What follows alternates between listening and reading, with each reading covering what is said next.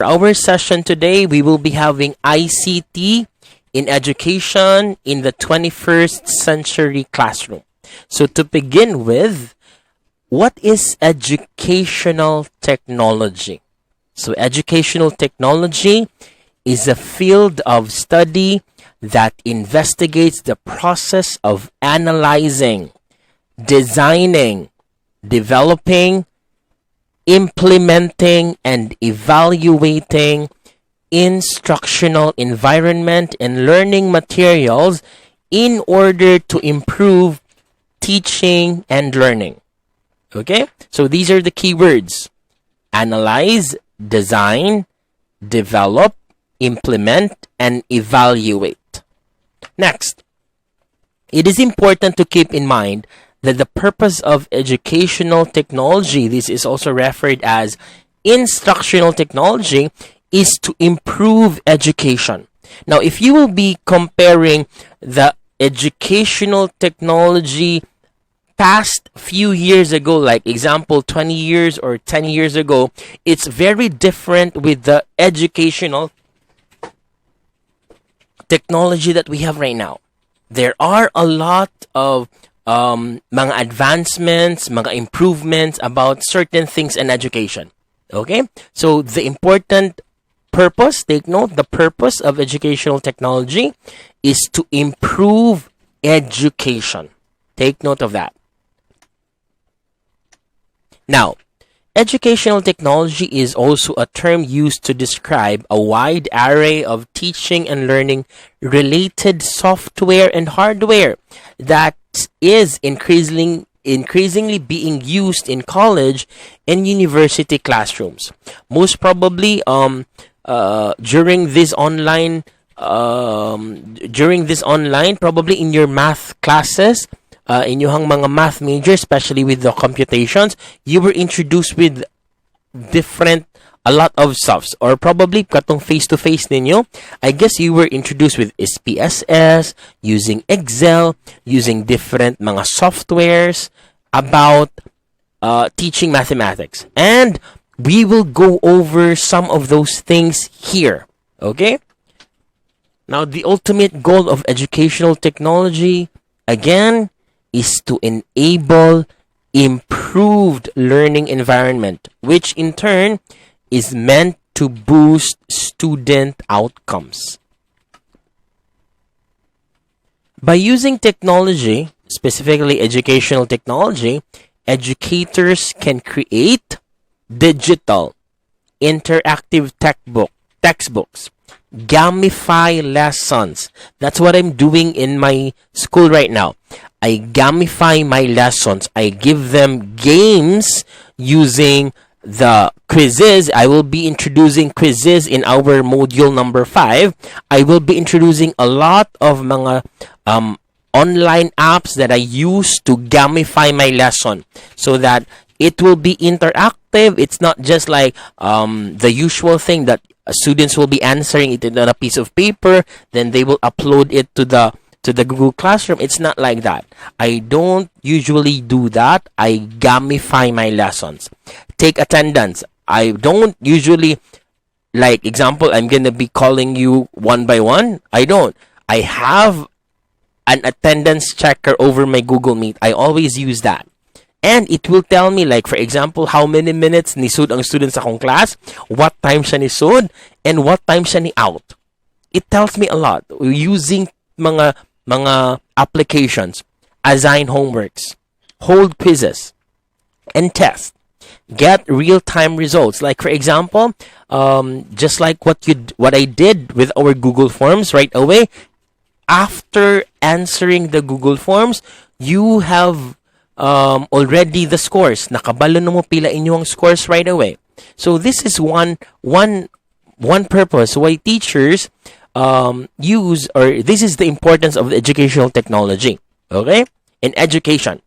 Educational technology is disrupting traditional education and teaching methods by offering both teachers and students the ability to learn in an environment that makes use of now common devices such as smartphones, laptops, and tablets. That's why I said a while ago, ang educational technology before is way different with the educational technology that we have right now.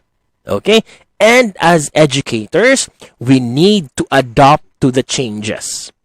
Next. Now let's compare teachers of the yesteryears and teachers of the 21st century.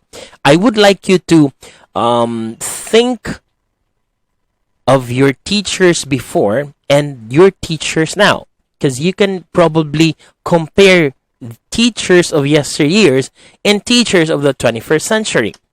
Number one, teachers of the yesteryears disseminate information through lectures.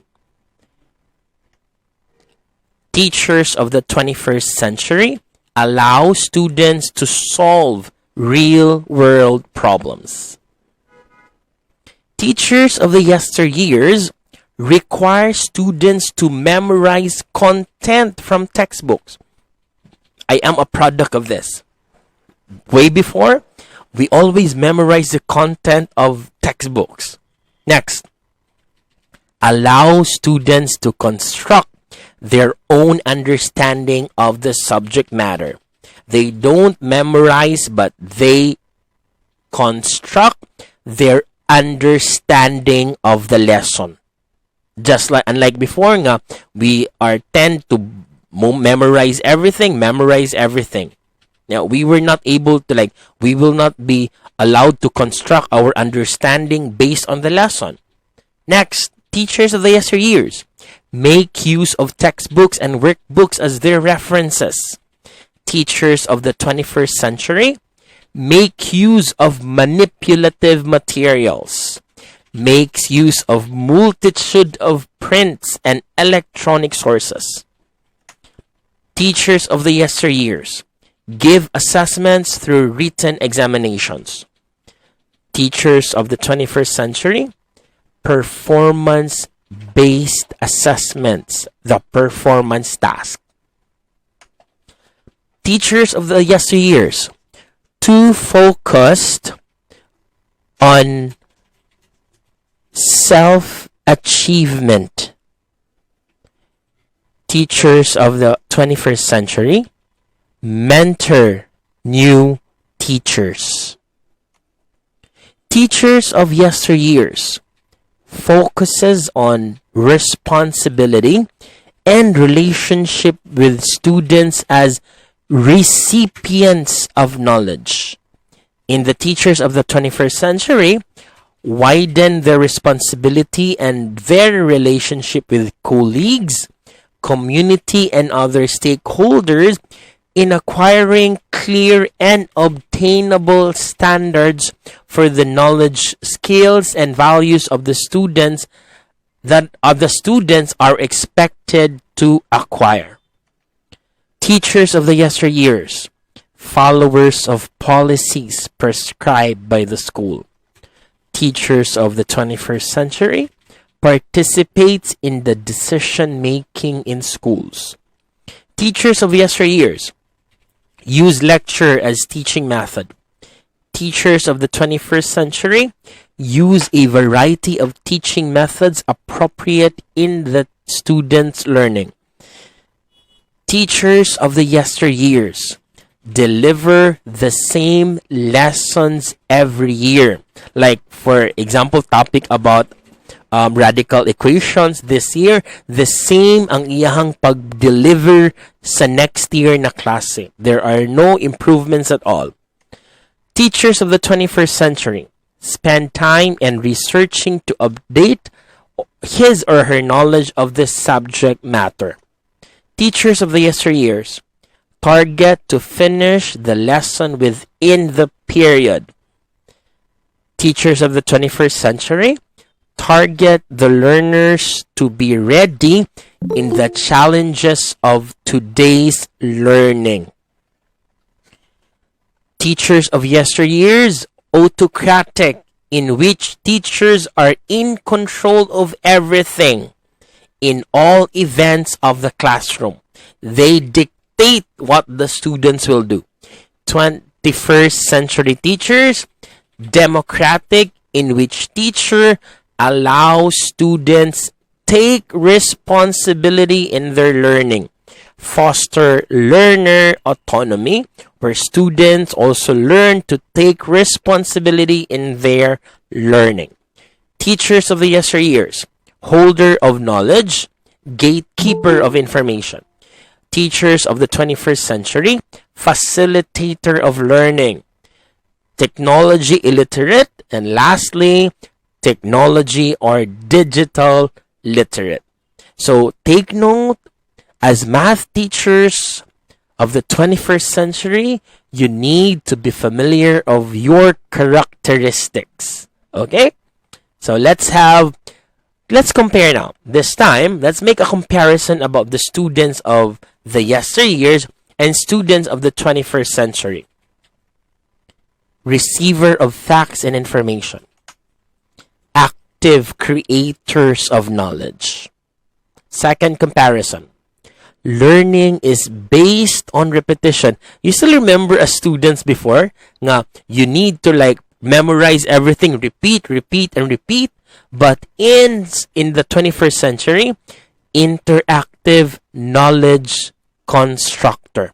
Based on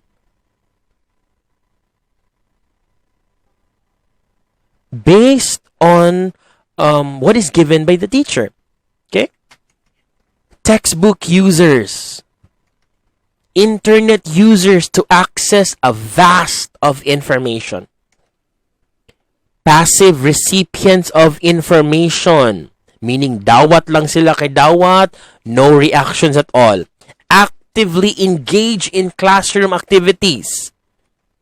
Competitive learners, collaborative learners. O asa man mo ani, competitive or collaborative? When I say collaborative, you work with your other classmates. Okay? Factual learners, reflective, critical, and creative thinkers. Unilateral thinkers, divergent thinkers. Inactive process of learning, dynamic processes of learning.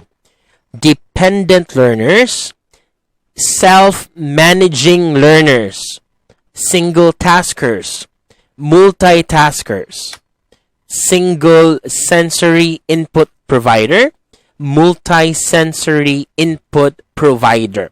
So these are the characteristics of the students from the yesteryears and the students of the 21st century. Okay? Now, let us have, what is ICT? This refers to information and communication technologies. A set of techniques and devices based on new technological tools and the different supports and channels of information communication.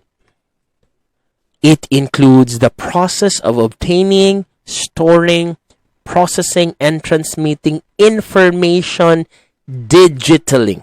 Now, the use of ICT in education is so widespread that classrooms should not be less, and they must ensure that they take advantage of what they bring us. Meaning, ICT is widespread. So, let's not limit ourselves like ang classroom na jud siya sa before. It should not be less. ICT should be applied in classrooms today. We should take advantage of what ICT can bring us to. Okay? Now, however, children and young people must be taught to use them cautiously and safely. We need to be responsible users of ICT. Okay? You know for a fact that ICT is also used in like other things. Okay?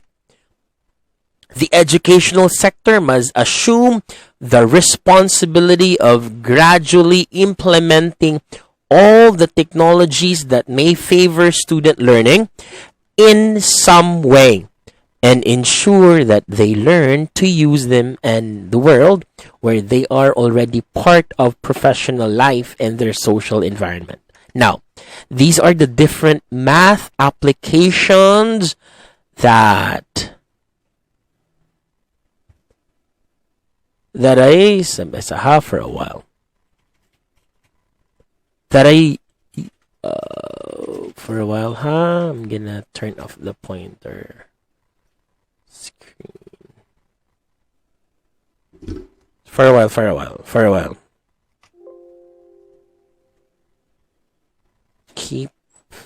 We are now on math apps for teachers. Okay, there you go. So take note. These are the math apps that I have researched in the internet. Some of these akong gipanggamit. Now, we will not be opening these math apps today, but it's simply sharing with you the different math apps for math teachers. It's up to you whether you will be opening some of these, because I have used some of these already. So we have here GeoGebra, Geometry Pad. We have Photomath. I use Photomath in my class. It's not like cheating. It's one way of letting the students know whether the answer is right. Okay? We have the Khan Academy. I always make use of their videos. 3D Shapes, then Math Training for Kids. CK12, Buzz Math, QThink, Fluid Math, Rocket Math. This one I'm very familiar of. I make use of this all the time in my math class, especially when it comes to graphing. Graphing polynomials, graphing quadratic equations, graphing systems of linear equations. I make use of Desmos all the time. I have book widgets. Book widgets is very useful, like online. It's an online tool nga gamit kaayo right now. You can make mga activities wherein students will right away be given the answers or the scores after answering the activity. We have the Mathalicious, the Prodigy Math Game, the Math Space, the Math Board, Virtual Nerd, Manga High, Brainly, Can Figure It, Pattern Shapes, Mathway, Math Chase. So these are just a few of the math applications that is being used by math teachers. And you don't need to master all of these. Probably you can just use 2 or 3. That's enough already. You need just to master. Ayo sa ihurot na natin ang tanang apps, because your students need also some of these. They need to register, and then they need to make their login and everything. So you just decide which math app to use. I use Quizzes, I use Desmos, I use Photomath. Those are the apps I use in my class. So it's up to you also as future math teachers whether you will be using GeoGebra, Geometry Pad. Okay? And take note, all these applications, nobody taught me this. I learned this my own way. Okay? I made a research, search videos on YouTube on how to make use of the different apps, and I even experimented. Like, I opened an application, I simply akong ginavigate. That's one way of learning how to use different math apps. Okay? Now, let's continue. So we have here the benefits of using technology in the classroom. Number 1, improves engagement. Kung sa una, lecture or pure discussion, gamay ra ang makatubag, when you make use of technology, just like you are making use of different math apps, all the students will be working now. And right away, they will be given mga their answers, nanay answers right away, pila ilang score. It improves engagement in the students because students will now, nanan ko'y score, na-check na ni ma'am ako ang activity. Or probably, like example, you'll be using a virtual manipulative, like using mga algebra tiles. Everybody will be working on it now. Like before nga, you will be having just like a few students working on a certain thing, gamay ra ang maka-engage. Next, improves knowledge retention. Now, since students are now engaged, there is now better retention sa knowledge.